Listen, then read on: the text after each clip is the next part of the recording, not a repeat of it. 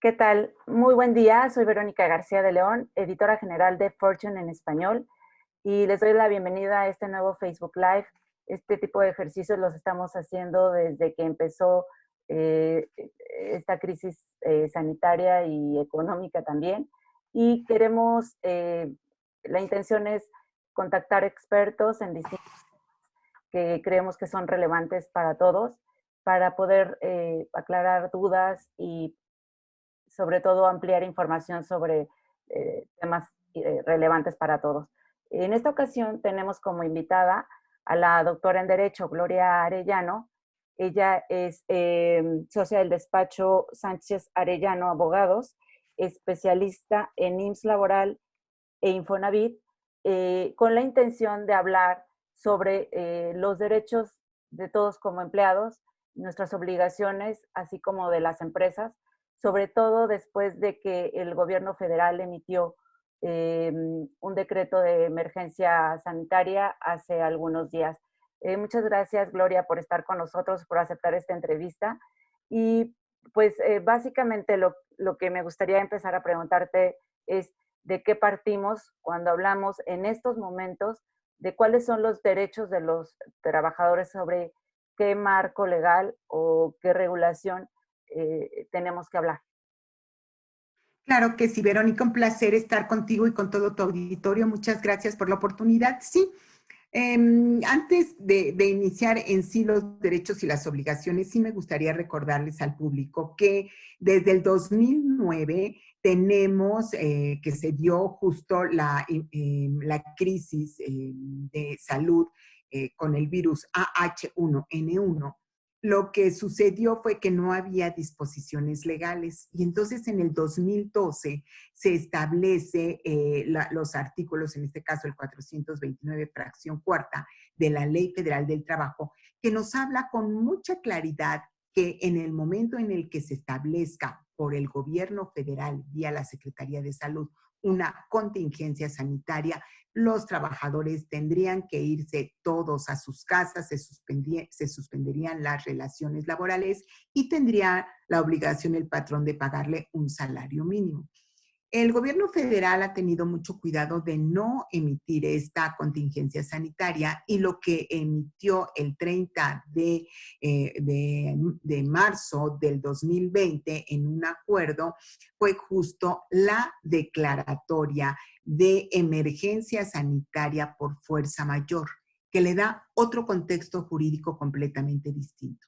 ¿Y a qué me refiero? Bueno, que en este esquema la obligación de los patrones es suspender la relación laboral con el pago de un salario, pero no mínimo, un salario del trabajador, incluyendo todas sus prestaciones.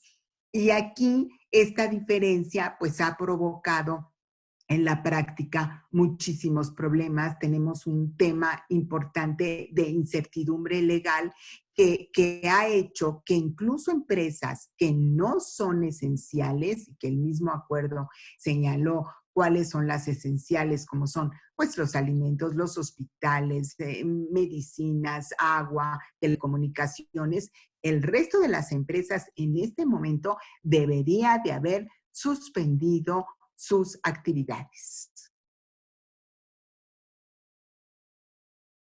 Perdón, se me olvida activar el micrófono de nuevo, perdona. Esta diferencia que se hace en la emisión, en los decretos y en los conceptos que utiliza el gobierno para, por un lado, hacer una declaratoria de emergencia por fuerza mayor, o tú me aclaras cuál es, y no hacerla por contingencia, es no nada más por la remuneración, o sea, la diferencia radica en la remuneración que le da al trabajador, pero también en si entra en inactividad o no.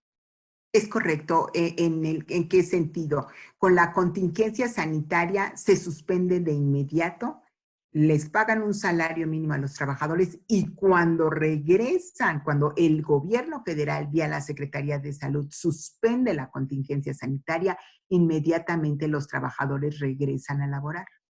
En el otro escenario, que es de emergencia por fuerza mayor, esto tendría que ser forzosamente con un convenio entre patrones y trabajadores, presentados ante la Junta de Conciliación y Arbitraje, que el día de hoy se encuentra cerrada, y que pues no habría un plazo específico. El plazo específico de pago sí es un mes, que sería también una indemnización, pero el momento del regreso, pues también la Junta de Conciliación y Arbitraje tendría que determinarla.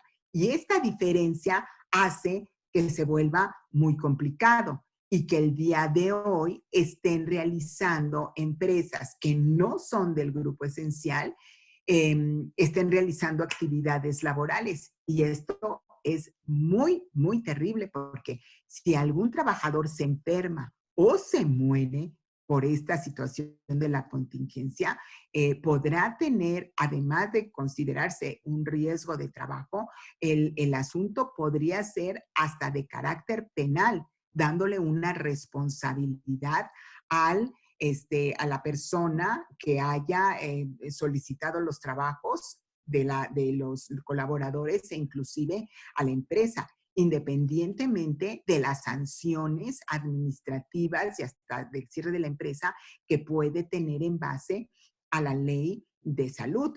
Entonces, esa posición de que yo sigo laborando porque, pues, porque es importante para la producción, ese es un tema sumamente delicado y con consecuencias muy, muy fuertes. Ahora, esta Sí. diferencia esta declaratoria que hizo con estos términos específicos el gobierno, eh, ¿cuál es la razón que encuentras tú? ¿Quién sale en este caso ganando y quién sale perdiendo entre empresas y trabajadores con esta forma de proceder por parte del gobierno federal?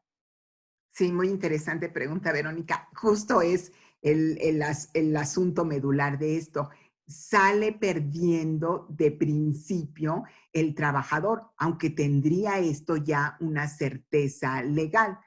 ¿A qué me refiero? Porque sale perdiendo, porque no es lo mismo el pago de un salario mínimo nada más durante el tiempo que dure la contingencia, a lo que tenemos ahora, que podría ser el pago del salario completo, o sea, con todas las prestaciones, pero por un mes. Digamos que en ambos escenarios, patrones y trabajadores tienen una contingencia importante, pero sí quiero hacer una precisión que me parece fundamental.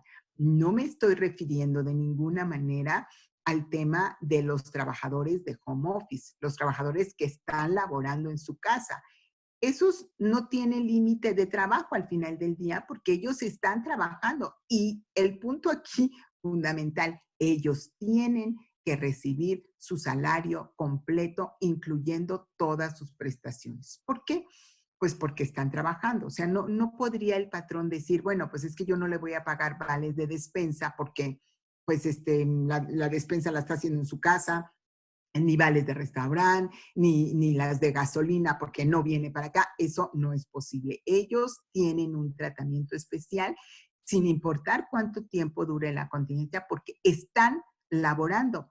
Aquí lo complicado de este asunto es que no todos pueden hacer home office, este trabajo en domicilio. ¿Por qué? Pues porque se necesita ver las características especiales del trabajo y establecer una planeación, unas reglas, un reglamento de cómo va a operar y cómo se va a medir la productividad de este trabajo a domicilio. Pero eso, digamos que es un punto aparte. El resto de los trabajadores y de los patrones, ellos sí, en estos momentos tendrán que convenir pues la mejor estrategia que les pueda funcionar para tener, pues para mantener la fuente de trabajo el mayor tiempo posible. Digamos que ejemplos de esto puede ser, por ejemplo, pues el pago de las vacaciones adelantadas, o el pago del fondo de ahorro, de la caja de ahorro, establecer algunos esquemas, limitar la jornada de trabajo, hacer jornada reducida, semana reducida. O sea, hay una serie de posibilidades de aplicar esto, pero lo que es fundamental, así de verdad es un punto básico en esto, que tenga un sustento jurídico. No se vale de ninguna manera decir, pues aquí no se está produciendo nada, no se está vendiendo nada, ustedes se van a su casa, cuando esto mejore ahí les hablamos, porque lo que van a conseguir los patrones en esto son demandas laborales tremendas ahora que las juntas de conciliación y arbitraje reactiven su actividad. Entonces, si tenemos una ley, hay que aplicarla, hay que establecer la mejor estrategia en beneficio del patrón y del trabajador con un sustento legal, tratando de que haya una responsabilidad de parte de ambos, un compromiso de parte de ambos de mantener estas fuentes de trabajo. Ahora, en el caso Sí. de que el trabajador entonces sea llamado por su patrón y le diga que pues le va a bajar el sueldo o que le va a pagar un día sí, un día no, ese tipo de acuerdos, sí, entonces tienen un sustento legal. Sí, en estos momentos tienen un sustento legal para que pues pueda seguir manteniéndose la relación de trabajo. Ahora, un sustento legal, pero cumpliendo con todos los lineamientos. Es decir, o sea, si queremos establecer patrones y trabajadores, un ejemplo que en lo personal me parece muy bueno, que es la posibilidad que un colaborador deje de laborar 7 días al mes y que trabaje los otros, aquí el esquema puede ser desde el punto de vista laboral factible con un convenio, desde el punto de vista de seguridad, se le da de baja al trabajador estos 7 días, lo permite la ley del Seguro Social, artículo 31, fracción primera de la ley del Seguro Social, y se le daba de baja en el esquema de Infonavit. Entonces ya no tendrá que pagar las aportaciones y tampoco las amortizaciones del trabajador. Entonces, esa estrategia es completa, te permite realmente mantener la fuente de trabajo y en todos los lineamientos jurídicos mantener un esquema que te dé tranquilidad mientras esta situación pasa.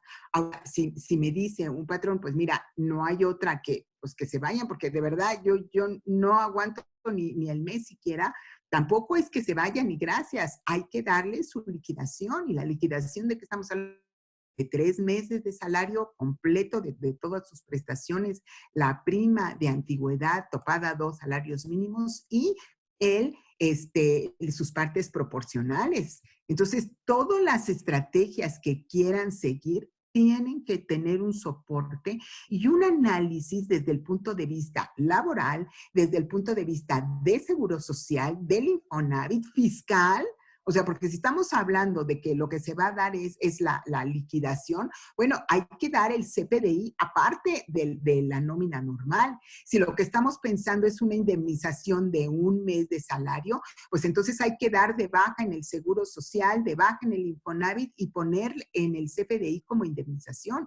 O sea, lo que me parece que es fundamental son 2 cosas. Número 1, el que haya un acuerdo entre patrones y trabajadores para mantener la fuente de trabajo y que esa estrategia, que es distinta en cada caso, permita que se sustente desde el punto de vista laboral, seguro social, Infonavit y fiscal. No es nada más, pues váyanse ya. O sea, esto se vuelve muy, muy importante. Ahora, Caso, hay casos. perdón, en el caso de IMSS Infonavit, eh, IMSS Infonavit, ¿existe entonces también contemplado legalmente una, una indemnización de un mes y en ese momento baja temporal para reanudar cuando... No. o En IMSS lo que existe es que si el patrón decide junto con sus trabajadores, ya sea colectivo por el sindicato, ya sea de manera individual haciendo un adendum, que lo que se le va a otorgar es la indemnización de un salario, ese concepto de indemnización para que pueda realmente considerarse así, habría que dar de baja al trabajador, presentar un escrito libre al IMSS y ponerlo como indemnización, porque de otra manera el efecto es que el patrón tendría que seguir pagando cuotas obrero-patronales de ese mes y lo mismo en materia de Infonavit. Entonces, a tu pregunta, que es muy importante, Verónica, sobre si hay un artículo que hable de la contingencia sanitaria o de emergencia sanitaria o que establezca algún esquema, la respuesta es no. Y no solamente eso, no se ha pronunciado el IMSS en ningún sentido ni de apoyo, ni de pues establecer estas reglas que son importantísimas, pues estas reglas las aplicamos los especialistas en el tema, pero realmente no ha habido un acuerdo del Consejo Técnico ni del director general del IMSS que dijera, bueno, en este supuesto la aplicación va a ser de esta manera. Entonces todos entendemos que la aplicación será tal y como la tienen actualmente las leyes, al igual que la parte fiscal, y entonces lo único que hacemos es que los especialistas en laboral, que tenemos conocimiento de todas estas áreas, y ajustamos para que toda la estrategia quede completa. Pero es bien importante tu pregunta, no ha habido pronunciamiento en ese sentido. Y en el caso de la indemnización que tú mencionas de un mes, o sea, hablamos de que en un mes, aunque no estés trabajando, te van a pagar tu salario completo, ¿Correcto? pensando en que sea un mes. Pero, ¿qué pasaría en este caso si llevado a cabo o llegado el mes, esto continúa? Entonces, ¿sigues con la indemnización de un salario otro mes o cómo es? Ya no, ahí se termina. Ahí se termina justo el artículo, establece que la indemnización por fuerza mayor es de un solo mes de salario, que coincide un poco con la posición del gobierno federal que ha hablado de que hay una suspensión de actividades en general por esta causa justo desde el 30 de marzo al 30 de abril. Coincide el mes. Después del mes, los que hicieron este convenio ya no tendrán obligación de pagar más. Y entonces, ¿qué procede? O sea, si todavía la contingencia no se establece, digo, no se determina, ¿qué procede desde la empresa y para el trabajador? ¿Qué marco legal se aplica o qué continúa en aplicación? En, en ese tenor es una situación, lo que estás comentando, muy, muy delicada porque no existe un supuesto jurídico que permita avalar, salvo, bueno, lo que tenemos actualmente que puede ser el paro técnico también ante la Junta de Conciliación y Arbitraje, que es parar la empresa y bueno, pues también se suspende el pago de los salarios, pero jurídicamente lo que correspondería después del mes es ya no seguirle pagando a los trabajadores, eso por un lado. Por el lado de IMSS es más delicado, Verónica, porque del lado del IMSS, para hacer válida la indemnización, habría que dar de baja ya a los trabajadores ante el IMSS, ante el Infonavit, presentar el aviso de acuerdo con el 16 del reglamento de la Ley del Seguro Social y, fíjate, lo delicado, al no tener ya servicio médico, lo que sucedería es que de acuerdo con el 109 de la Ley del Seguro Social, hay 8 semanas de conservación de derechos, es decir, 2 meses de prestaciones médicas, siempre y cuando el colaborador haya cotizado 8 semanas anteriores. De no ser así, se queda sin servicio médico. No. Sí, es una cosa así, yo sé, veo tu carita, así es, esto es legal, así es, este es el esquema jurídico en el que estamos. Entonces, sí necesitamos una definición como muy clara de parte de las autoridades, de la Secretaría de Trabajo, de la Secretaría de Salud, de la Presidencia, pues para que no vivamos justo en esta situación. Este es el esquema jurídico que tenemos en este momento, que es lo que permite hacer a los patrones y hacer a los trabajadores. De, Lo demás dependerá de cada empresa. ¿Qué tipo de pronunciamiento ahorita o qué tipo de decreto se necesitaría ahorita para Pues esto mira, que dices? Sí, yo creo aquí dos puntos fundamentales. Uno, pues una claridad de qué es lo que se debe de aplicar de manera general para que todos tuviéramos un orden en base al esquema jurídico, ¿eh? No es un asunto de que de pronto es lo que debe de aplicarse, qué artículo es el que se debe aplicar, cuál es el fundamento legal de lo que está, de las actividades o de las propuestas del gobierno. Y el otro que tiene que ir de la mano, no hay otra opción, es la posibilidad de beneficios fiscales, así como se está dando en todo el mundo, ¿no? ¿A qué me refiero? Pues a lo mejor a que no presenten la declaración de los impuestos de las personas físicas en este mes de abril, que haya un apoyo de créditos para las empresas y lo más importante, pues un apoyo en la parte fiscal, en Seguro Social digan, bueno, vamos a establecer, existe en la ley la posibilidad de las prórrogas y los diferimientos de pago, que le va a dar liquidez a los patrones y eso permitirá que puedan pagarles de esa manera mayor tiempo a sus trabajadores. Porque esta situación pues se vuelve delicadísima. Imagínate, no hay producción, no hay ingresos. Aparte tienes que pagar IMSS, tienes que pagar Infonavit, tienes que pagar impuestos y tienes que pagar el salario de los trabajadores. Pues Claro. simplemente es un tema imposible. Ahora, en el caso de que ya haya negociado con mi patrón para que, pues, se haga lo mejor para ellos y para los trabajadores, ¿eso también tiene como vigencia un mes? O sea, No, no, ese ya no tendría forzosamente un mes. Si lo que determinaste con tu patrón es que sea de un mes, basado en el 429, bueno, pues entonces quedaría así. Pero si la propuesta fue, cada caso es distinto, pero vamos a pensar que tú dices, mira, yo acepto la mitad de mi salario. Bajemos las condiciones. ¿Trabajo la mitad? Bueno, porque tampoco hay cosas de hacer locuras, ¿eh? No es trabajo la jornada completa y me pagas la mitad. Eso no es legal.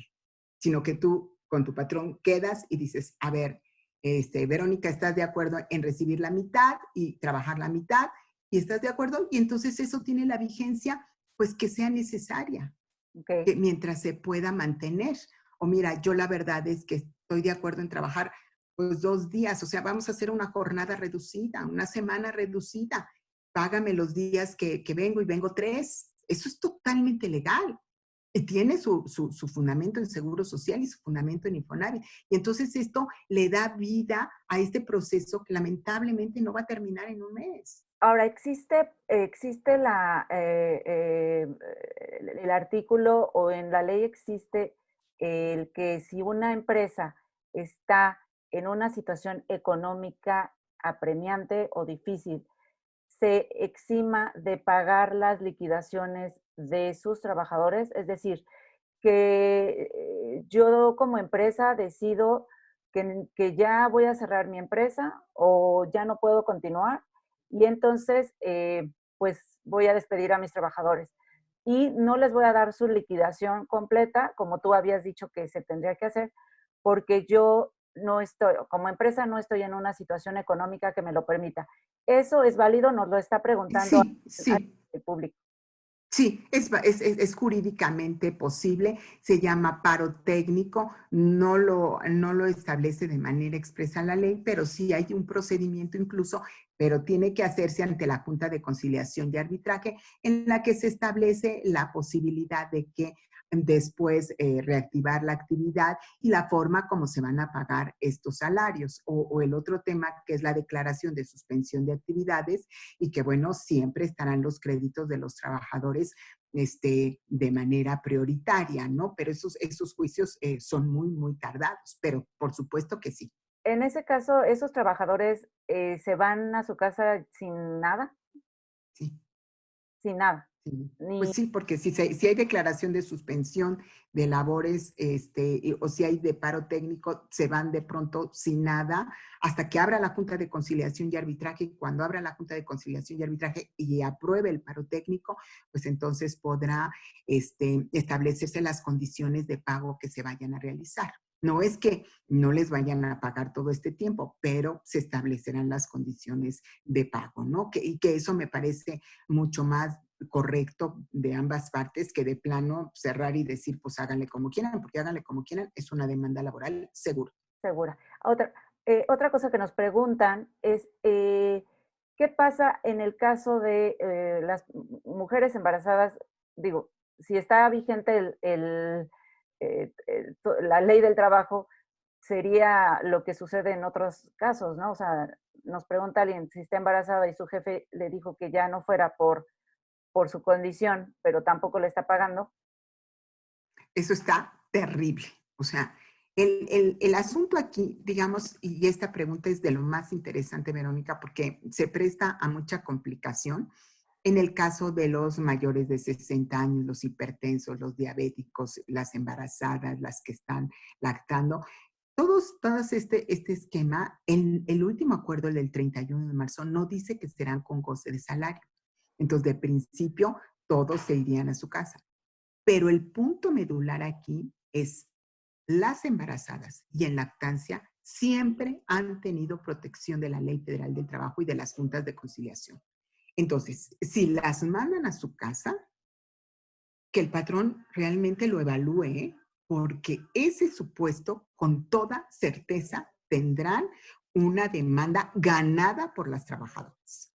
Y mi recomendación aquí es, por favor, a estas chicas, se van a su casa, o si hay que demandar, demanden, y por favor contraten el seguro de salud para la familia del IMSS lo más pronto posible, antes de los 45 días hábiles, para que no les pongan preexistencias y puedan tener su servicio médico, porque lamentablemente, se los decía hace rato, si se van a su casa, el 109 habla de 8 semanas de conservación de derechos.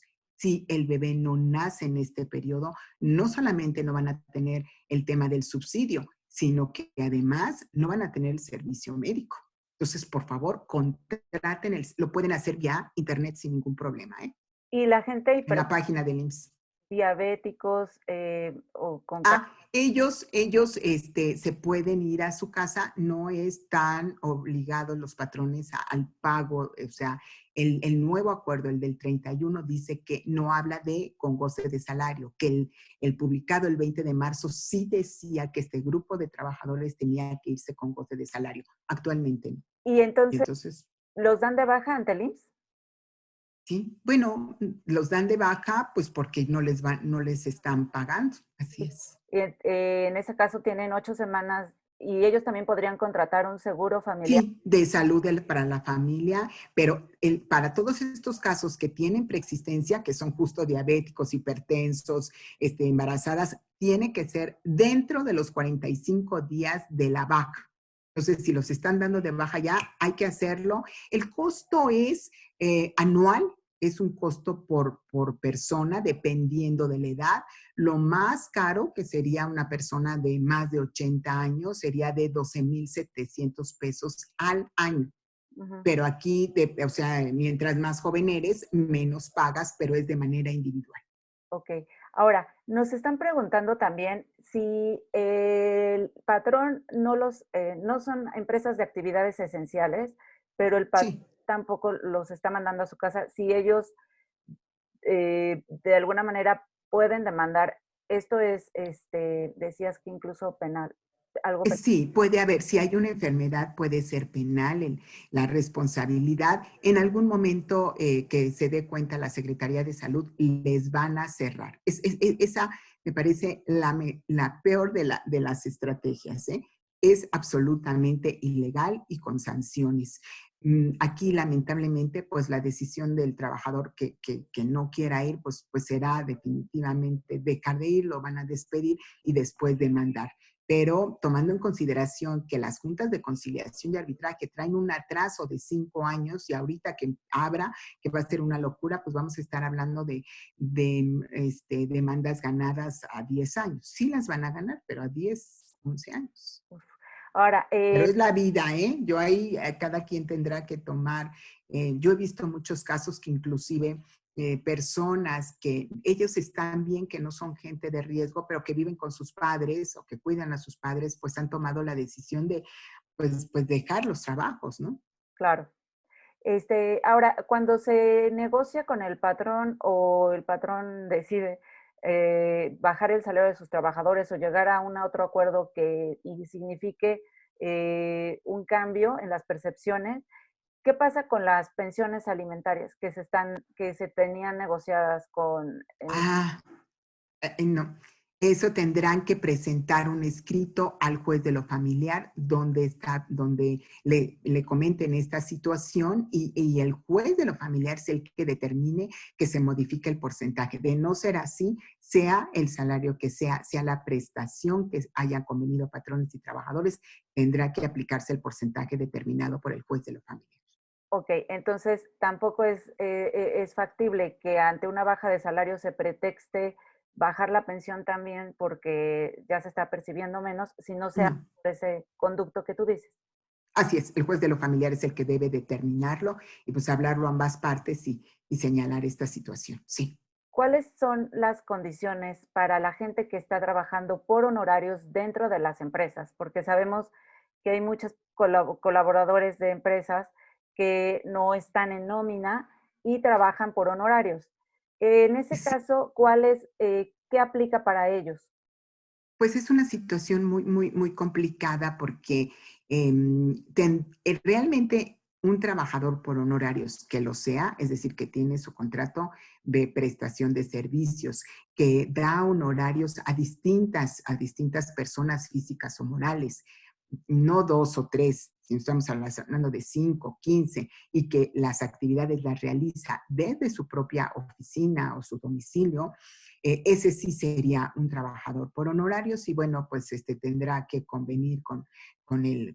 Pero si estamos hablando de un trabajador que tiene o sea, que está mal determinado que sea por honorarios, y que realmente tiene un horario, que tiene un lugar en la empresa, que todos los recibos de honorarios los emite. Bueno, estamos hablando de un trabajador y tiene los mismos derechos que cualquier trabajador. Entonces, en el caso de que hubiera un problema con el patrón, pues demandaría, por supuesto, la relación laboral desde el inicio y pues le darían las prestaciones que le corresponde a un trabajador porque está demostrando que es trabajador.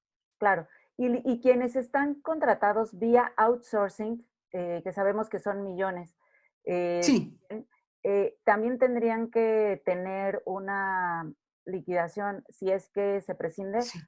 y ahí se negocia con el outsourcing un esquema laboral distinto, o cómo es su situación.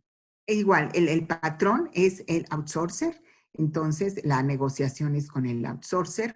En ese caso, si son trabajadores, por ejemplo, call center y todos estos esquemas que están designados a una empresa específica, el convenio es con el outsourcer, pero finalmente quien da las reglas o emite las posibilidades de cambio es la empresa a la que le están dando el servicio, ¿no? Pero el patrón original es el outsourcer. Ahora, creo que estamos llegando casi al final, pero me gustaría saber sobre las actividades no esenciales, perdón, esenciales, las esenciales. En el Sí, decreto, el gobierno dice u otras actividades cuya interrupción signifique un problema para, no sé cómo lo dice. sí, sí, Abre, sí, abre ese abanico como, o abre un abanico de posibilidades, como ¿no? una nueva posibilidad. ¿Quién? No tantas, no tantas. O sea, en ese escenario estamos hablando, por ejemplo, de una empresa que necesite mantener sus actividades vivas, porque de otra manera ya no podría, al regreso, al terminar la contingencia, al terminar la emergencia, ya no podrían reactivarse. Entonces, estamos hablando de casos muy excepcionales. Por ejemplo, el caso de un horno de altos hornos, que apagarlo representa para la empresa pues $50 millones. Bueno, ahí es imposible, pero estamos hablando de casos excepcionales. No podríamos decir que, pues, no sé, en el caso de unos abarrotes, pues, bueno, abarrotes sí son esenciales, pero que estemos hablando de una actividad que ya no se, todas las actividades de alguna manera nos podemos reactivar. Podría ser complicado incluso desde el punto de vista económico, pero está sujeto muy a casos como este, ¿no? Que realmente 50 millones de dólares es una locura. ¿Y esa A ver, definición viene en la ley para saber qué otras no, actividades? Entonces, no, queda abierto como perfectamente lo señalas, Verónica, pero no quiero que se malinterprete en el sentido de que, bueno, pues ahora todos tenemos, todos no podríamos reactivar, bueno, cuando sí, cuando no. Eso es otra de los temas que vuelve una situación de incertidumbre actualmente, ¿no? Para los especialistas en esto, nos queda claro que se está refiriendo a esto, pero finalmente, pues cada patrón podría decir, pues yo sí necesito por lo menos estas actividades mantenerlas, ¿no? Habrá que tener mucho cuidado, pero por supuesto está una indefinición clara que necesitaríamos para estos supuestos. y en el caso fiscal para las empresas que conviene, que hacen convenios con sus empleados para hacer una modificación salarial, ¿se tiene que avisar también al SAT? A- No es tanto el aviso, lo que hace el cambio es el comprobante, el CFDI. O sea, el CFDI debe tener la modificación. Y eso es todo, de por sí los CFDIs es muy complicada su análisis, pues ahora imagínate en estos casos tan especiales, cada cambio tendrá en concordancia su planeación fiscal y esa planeación fiscal donde va a verse claramente es en el comprobante de pago, CFDI. Perfecto. Pues creo que son todas nuestras preguntas hasta ahora, Gloria. Te agradezco mucho y te pido si nos puedes dejar para quienes están viendo este video, esta video, que nos digas cuáles son tus contactos para que te puedan hacer consultas. Claro que sí, con mucho gusto. Llegar. Estamos en, claro, muchas gracias, Verónica. Estamos en LinkedIn, Gloria Arellano. Estamos en Facebook, Sánchez Arellano Abogados. Y en Twitter, Sánchez Arellán Cero. Por favor, estamos a sus órdenes para poder apoyar, pues para que los patrones hagan estrategias que complementen todos los esquemas, repito, laboral, seguro social, Infonavit, fiscal de nómina, y que tenga un sustento jurídico y también para los trabajadores. Perfecto. Oye, y una última pregunta. ¿Cuánto Sí, regresan las juntas? O sea, bueno, sí, en el decreto a que no ha tenido movimiento hasta ahorita, el 19 de abril del 2020. perfecto. Ok, Gloria, pues muchísimas gracias por tu tiempo Gracias. y seguimos en contacto para mantenernos informados. Verónica, un placer estar contigo. Muchas gracias. Gracias.